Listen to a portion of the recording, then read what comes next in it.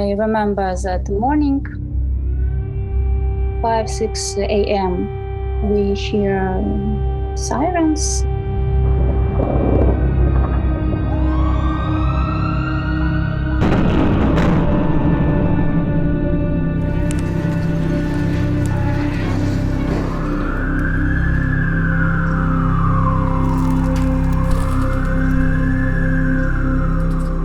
I will never forget 5 a.m. on February 24th, when my boyfriend and I woke up from sound of the first missiles attacks in Kyiv.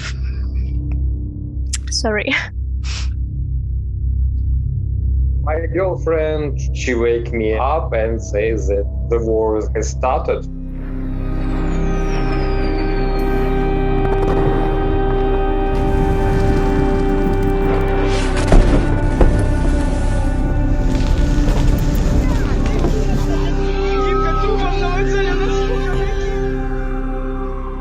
On the 24th of February, we went to the airport to have a vacation. I was with my wife and the baby.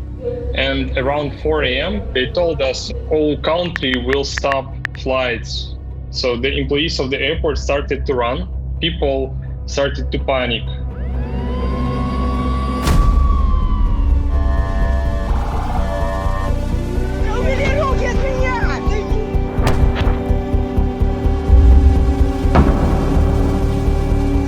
I was not believing it. I was like, no, it's a politics, they're just bullshitting, they're just manipulating. It cannot be true. It cannot happen. Rockets will not fall in Kyiv.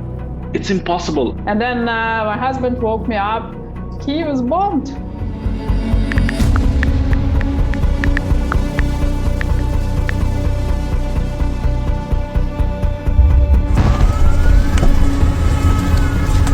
People just took their cars and they started to push and go as fast as they can. There was the sound of the plane. Then some people told my wife that Russia invaded Ukraine. That was not a Ukrainian plane, that was a Russian plane.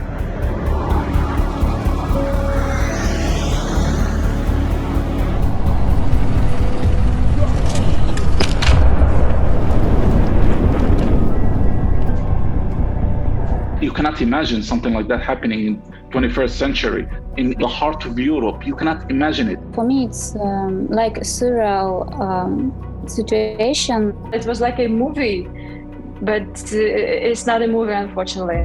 Day before the war, on Wednesday, people just set up their alarm clock for Thursday to go to work. And suddenly they woke up at 5 o'clock in the morning. Nothing will be the same as it was.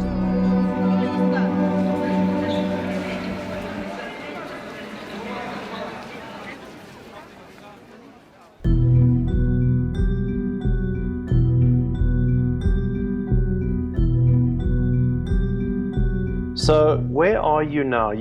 I'm in Israel right now. I'm in Porto, in Portugal. I'm in Ivano-Frankivsk now. We decided to evacuate to the west of the country. I'm in Switzerland. In the mountains, in the west part of Ukraine. On the 5th day of the war, I arrived in Austria. On the 3rd day, we actually decided to move to Ivano-Frankivsk. Ivano-Frankivsk. Ivano-Frankivsk, close to border to Poland. In Kyiv?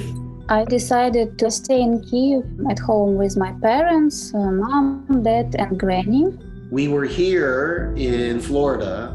And you were as much taken by surprise as everybody else. It's even worse than that. I told all of our employees in Kyiv, don't worry, Putin is not suicidal. He is rattling his saber and puffing out his chest. He's not going to actually invade. And this has been just a tragedy all around.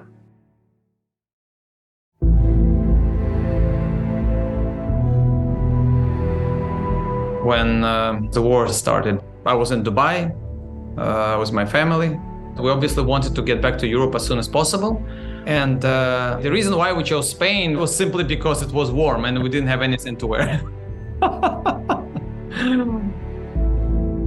But yeah, it was a shock. Nobody even told us, when war starts, I don't know, maybe there are some rules that countries should make some announcements that we are invading your country, be ready. But it was out from nowhere.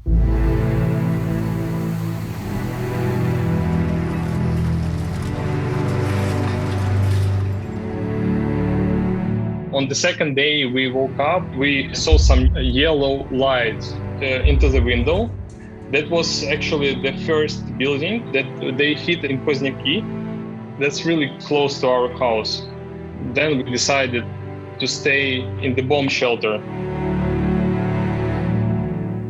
We have spent several nights in bomb shelters or hallway between the apartments. The worst time is night, because the enemies, they attack 3, 4, 5, 6 a.m. where people sleep. First of all, you don't sleep a lot because you just cannot believe that it's all happening. You can't sleep. That was impossible. You're always bound to the news. Everything is turned up.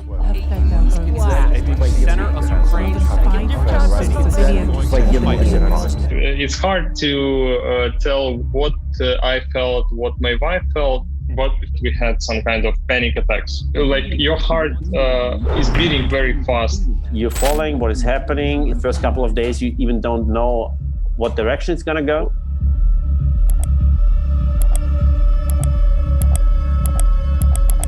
We left our houses, all our things, and we went with 2 backpacks, not knowing if we could return. And then after the first week, of the second week, you start really to miss your old life because you understand you probably might have lost everything. They took my streets, my restaurants, my work, my employees, they took my home.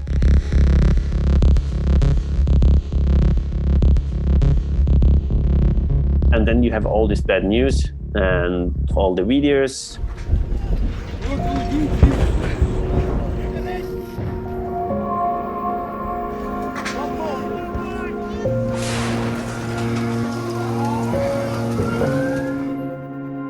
It's very painful, very scary to see all news from Mariupol, Kharkiv, Chernihiv, and other cities where people have been under shelling for weeks, without food, water, gas, living in bomb shelters, and they have to bury their relatives and children right in the yards of their homes.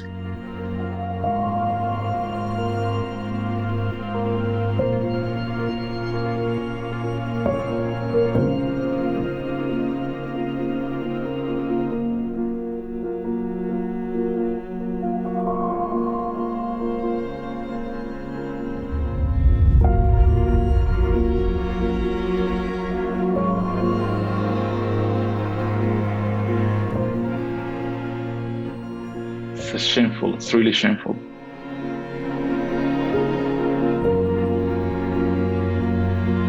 Ukrainians, they will never be the same. This war destroyed my life and lives of a lot of people. We have like a scar in our soul, and it will never go away. He's a KGB man. He is in the KGB culture. And the KGB culture is one of atrocities. The atrocities, the war crimes, all the worst things that people have thought about or have seen in movies or in documentaries, this is already done on a large scale.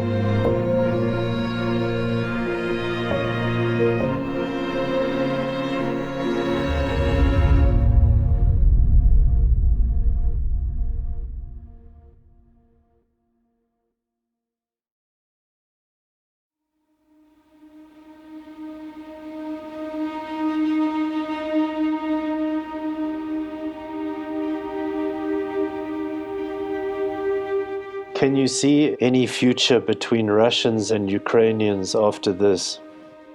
Fun fact, I have relatives in Russia, and no one wrote me when war started and asked, "Are you okay?" No one. I have part of my family in Russia, but they even don't call me or write me how I am. People from Turkey, people from USA, people from Netherlands, they were worried, but not my relatives. So I just can say that I don't have any more family in Russia. Maybe in 100 years it can be some chance, but we will not forget it.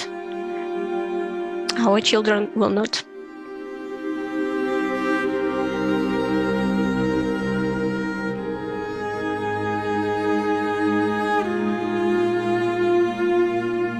During the first days, we thought we need only to call some of our relatives in Russia. We will explain, tell them the truth, and they will go to streets, to their government or something like this. We had a video call. Here we have war. We live in a bomb shelter. People already suffered. Your army already lost a few thousand. And the person on the other side, I don't believe you. It didn't change their mind. There are some Russian people who support war, but we understand also that this is the effect of their mass media propaganda. There are a lot of people, they don't want this war, but they are not willing to suffer for their ideas. They don't want to lose their positions, their jobs, their houses, their businesses. They want to save all what they have for their children, for their future. Should we hate them? If you don't understand all of that, you should hate them. If you understand, then they are just the people who lost their mind, or maybe they are just the people who is scared. I have 3 close friends. Their parents live last 20 years in Russia, and they said, I have no more dad, or I have no more mother, because their parents didn't believe what their children said to them. So if children and parents can't find a solution, what we can say about Ukrainian and Russian?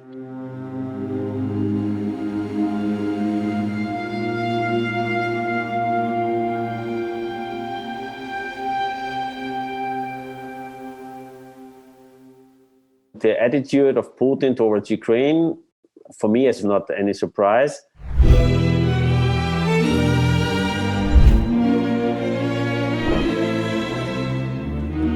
Ukraine was always strategic from geographic point of view, from economical point of view. So we've been always for centuries fighting with different invaders. Russia, as an empire, never could allow for a strong force to be next to them, and absolutely always was trying to delete Ukrainian culture, trying to destroy everything there is about Ukraine. There was intentional and very systematic killing of Ukrainian literature, burning books, killing Ukrainian intelligence, artificial starvation, executions, huge executions, and millions of lives were lost. And they were killing the language as well. Why? Because language is one of many very strong instruments of identification of a nation, of a different culture. Is somebody free? Free from whom? From you.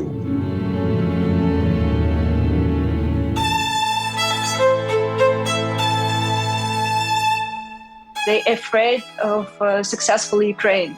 The difference between Ukrainians and Russia is that Ukrainians want to develop. We want better future for us and our children. Russians to live by the idea of the past victories, past unions, past territories. We are free Ukraine because we know who we are. So despite what Russia tried to do, we are like this flower that's constantly emerging from this hard concrete or dense asphalt, still, breaking through.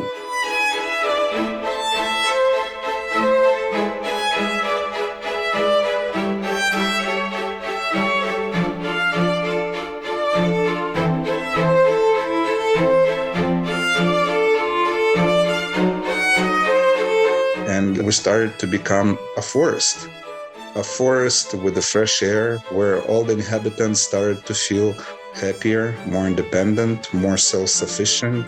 And that economically, imperialistically, definitely goes against the agenda or even existence of the regime of Putin. They are the powerful monster that want to control everything. You want to make your own decisions and want to live your own way? Yeah, no way, We only tell you what to do. I'm not a psychiatrist to give analysis, but I think this type of character cannot believe that somebody will not obey them, will not follow them.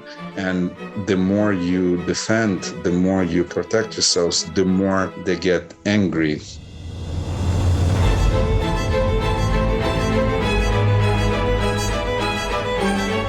You remember how they describe Joker in The Dark Knight? Some men can't be reasoned, negotiated, or talked to. Some men just want to see the world burn. In reality, the war started in 2014. Ukraine is already in the war for 8 years. The international law has been broken already with Crimea in 2014. It has been already broken with Georgia in 2008.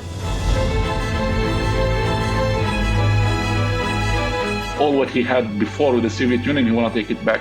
It seems that the main goal of Putin is to create new Soviet Union 2. Whatever was mine, it's now mine as well. I want to take it back. And right now he's coming to Ukraine. And the biggest mistake that the war did in 2014, we didn't stop him. Back in 2014 and 15, one of the most disturbing facts for me was that the West was not even reacting. 2018, he had the World Cup qualification and he was with all the leaders and taking photos while Crimea is under Russian occupation and Donetsk, Lugansk, people dying. And everyone was shaking his hand, everyone was talking to him. And he said, you know what? I took Crimea, I took Donbass and Lugansk, Donetsk, and there is no resistance at all. I will take one more time, so what? What will happen? It's Ukraine. No one will care about Ukraine. And he came back for more. He came back for much, much more.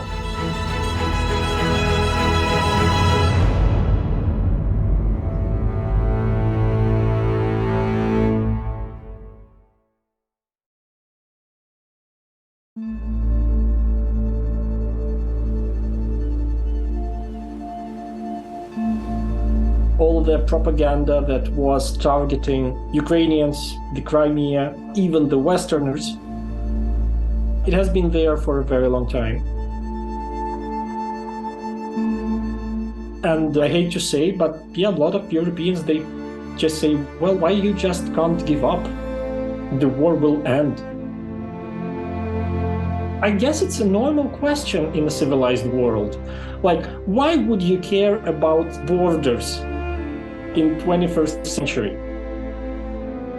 Because they don't realize that crossing the border will bring you not to the other country, but to a completely different civilization. After what we saw in Bucha, in Irpin, those massacres of civilians, raping and killing a 70-year-old woman, this is what happened with the teacher of a good friend of mine. So that was too close.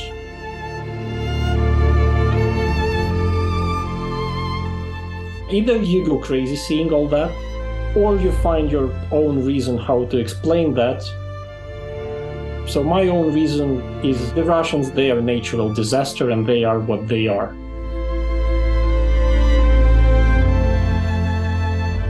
Earthquakes, floods, they are impersonal.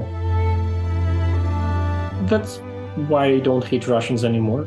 I just accept as they are, and my life became much easier, but I could say it did change me. So just give up. Unfortunately, we can't. Our civil population won't survive this regime.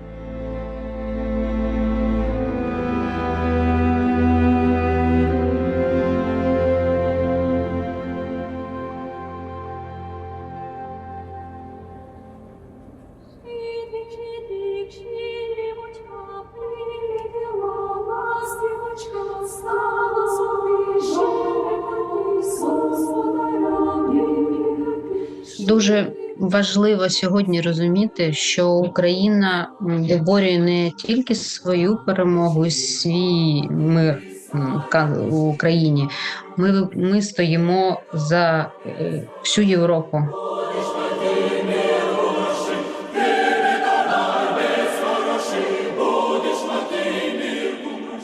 Really, what's happening is that there is a war on Ukrainian soil using Western equipment, but Ukrainian lives, only Ukrainian lives.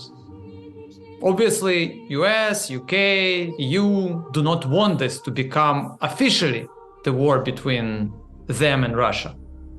But for me, it does look like a war of wider implications. This is a fight between the West and the East. The free world against the dictatorship world. The democratic Asian countries, the EU and the United States versus the autocratic countries of the East, China and Russia. And both sides are using Ukraine as their battleground. Ukraine is lucky that they are in the border between Russia and Europe. If Ukraine had been in the other side of Russia, Europe will not care about Ukraine. They will say, okay, this is a Soviet Union problem. This is something they can solve by themselves. That's why everyone is trying to help Ukraine to fight. But they are fighting with Ukrainian blood.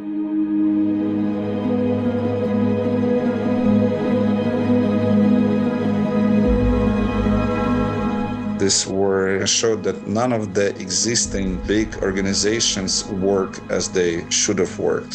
This is a very cynical view, but if you are a calculating leader in the West, what do you do to maximize?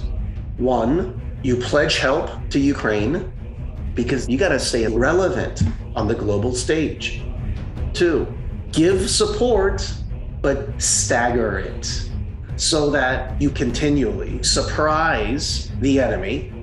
Three, you keep the war going for as long as possible because it's not killing any of your citizens, but it's draining your enemy.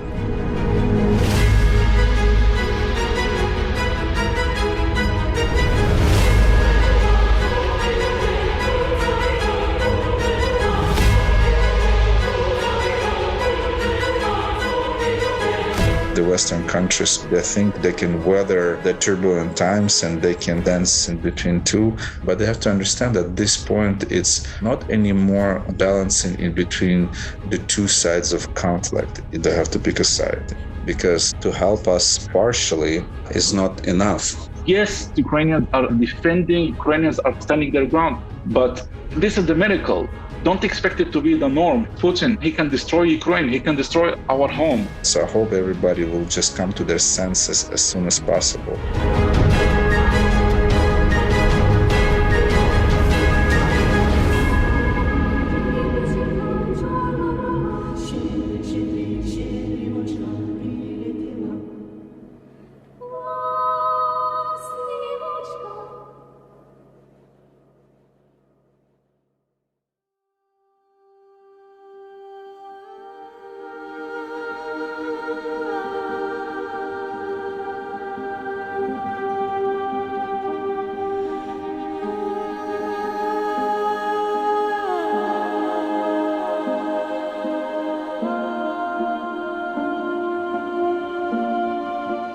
What do you miss about the life that you had?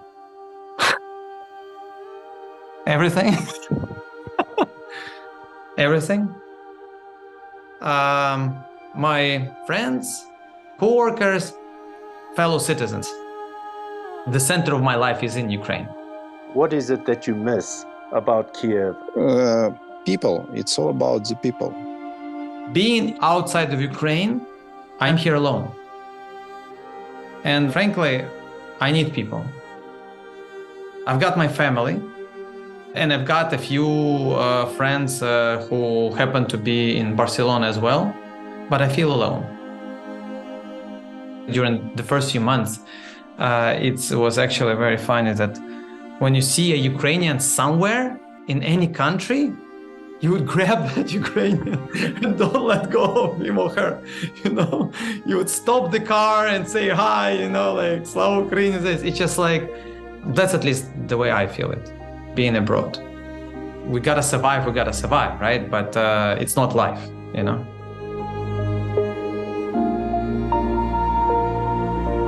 I can call Ukraine home. That's the place where I wanted to have a family, I want to have a future.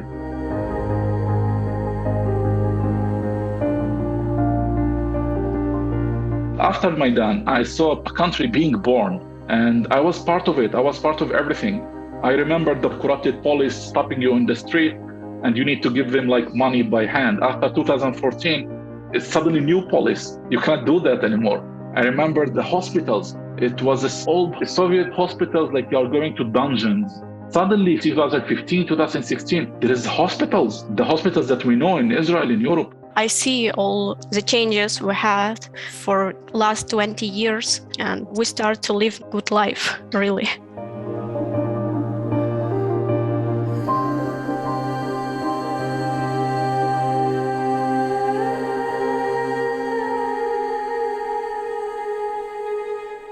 The summer vibes in Ukraine, we were waiting for this summer so much. It was a cold winter. This winter was cold. We have been waiting for this summer. I was talking to my girlfriend. We have our bicycles. We didn't ride them for a long time, since last summer. And we said, yeah, we'll go for long rides all over, you know, hours in the forests, next to the water, next to the river. And this was the plans for this summer. That was the plans. Yeah, we were waiting for this. And you know, about Ukrainians, there is this very funny and sad thing. Ukrainians love bridges. Seriously, we love bridges.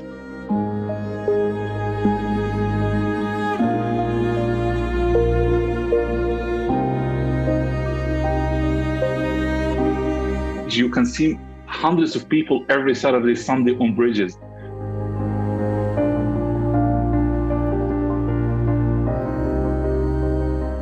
And the first thing Ukrainians did to save themselves, to protect themselves, they destroyed their own bridges.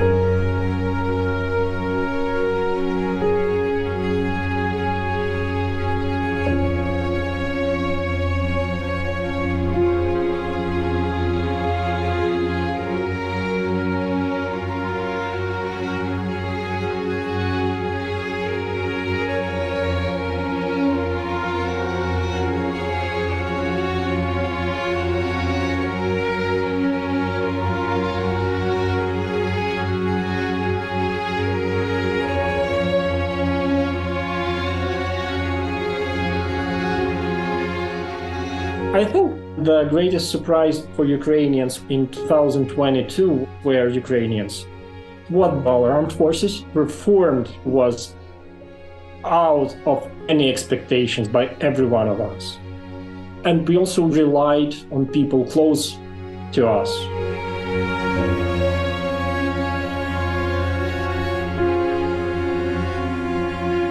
Our neighbors, we got to know each other much better. Seeing that the guy next door to you he can do such extraordinary things. That was enlightening for us.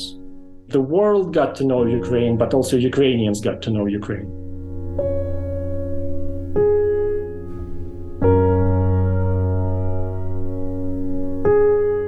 I'm involved in a lot of closed groups and secret groups as well in helping the army. There is humanitarian help, there is medical, there is fundraising, there is logistics, there's informational. And I see that everybody want to participate, everybody as one. Our boys are really strong. Our women are really strong. And we are strong because we help each other. There's always something which is needed, from warm hats to bulletproof vests. And it's actually amazing how quickly Ukrainians react to this. Ukrainians can give away so much money that they don't have. You don't understand where it's all coming from, you know? It feels like people are giving their last money in order to support. And this is truly amazing.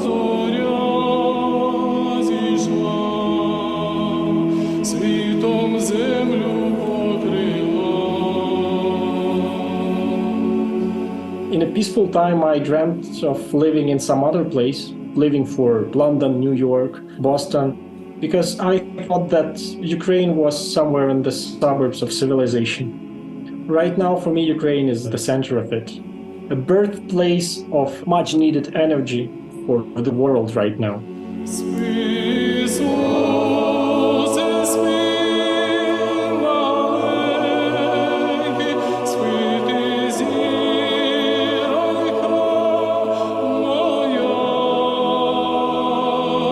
Україна, раніше казали, це окраїна, десь там наприкінці великої країни.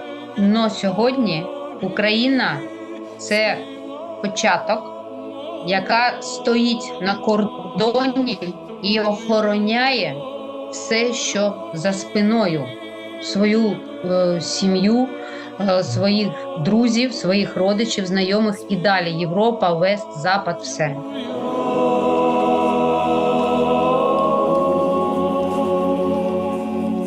After Maidan, people were talking about Ukraine. They were always saying, yeah, Ukraine, there is war. No, Ukraine isn't war. I was there. I was living with them. Ukrainians are a peaceful nation. It actually was a country connected more to freedom, to modernism, to new culture. And this invasion, it took a peaceful country, a country of being in the right place, in the right way, to go back and be a country in war. Ukraine isn't equal to war.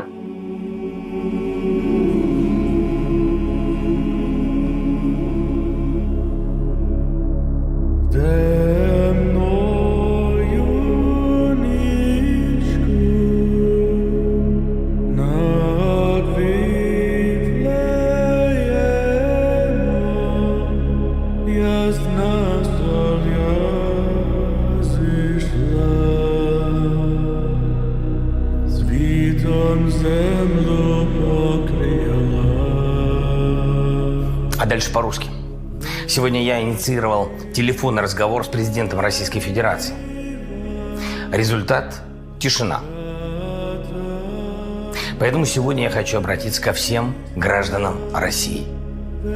Заметьте, я говорю сейчас на русском языке. Не как президент. Я обращаюсь к российским гражданам как гражданин Украины. Вам говорят, что мы нацисты. Но разве может поддерживать нацизм народ, который за победу над нацизмом? Вам говорили, что я прикажу наступать на Донбасс. стрелять, бомбить без вопросов. И очень простые. Стрелять в кого? Донецк, в котором я бывал десятки раз. Видел лица, глаза.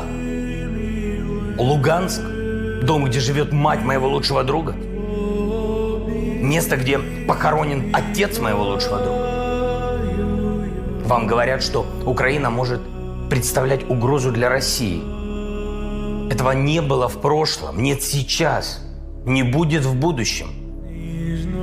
Мы хотим сами определять и строить свою историю. Мирно, спокойно, честно. Мы точно знаем, нам не нужна война. Ни холодная, ни горячая, ни гибридная. Но если на нас будут наступать войска, если у нас попытаются отнять нашу страну, нашу свободу, наши жизни, жизни наших детей, мы будем защищаться. Не наступать, защищаться. Наступая, вы будете видеть наши лица, не наши спины. Наши лица. Кто от этого пострадает больше всего? Люди. Кто этого не хочет больше всего? Люди. Кто может этого не допустить?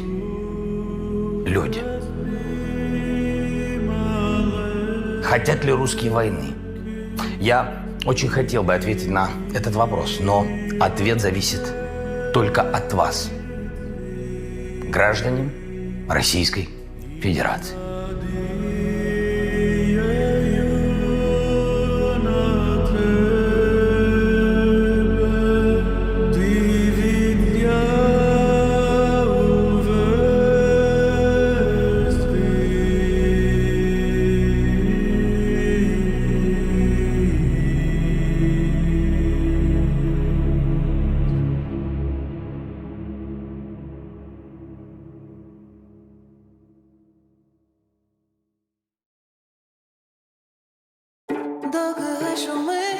доки б'ється серце, доки шумить, доки б'ється серце.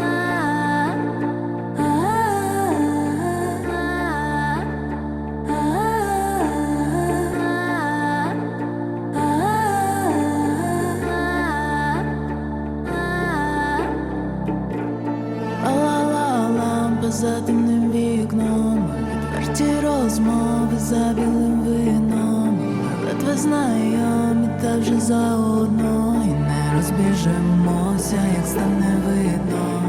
Ла-ла-ла, палали ми, як двоє втікачі з власної тюрми, як двоє втікачі із власної тюрми, вийшли на світло з пітьми. Лінія долон, лети до мене в сни, шукай вуста солоні, із подихом весни, небо зоряне, таке тільки над нами, бо лінія долон, лети до мене в сни, крізь воду і вогонь, повз дикі табуни, наш маленький рай, який від всіх сховали. Цілуй мене, цілуй ніжно, давай гуляй сюди в ліжку, коли у світа йде дах, мені спокійно лиш в твоїх руках, і хай все навкруги, тобі сили ти, у нас є лиш ця, є лише ця мить, доки хай шумить, доки б'ється серце.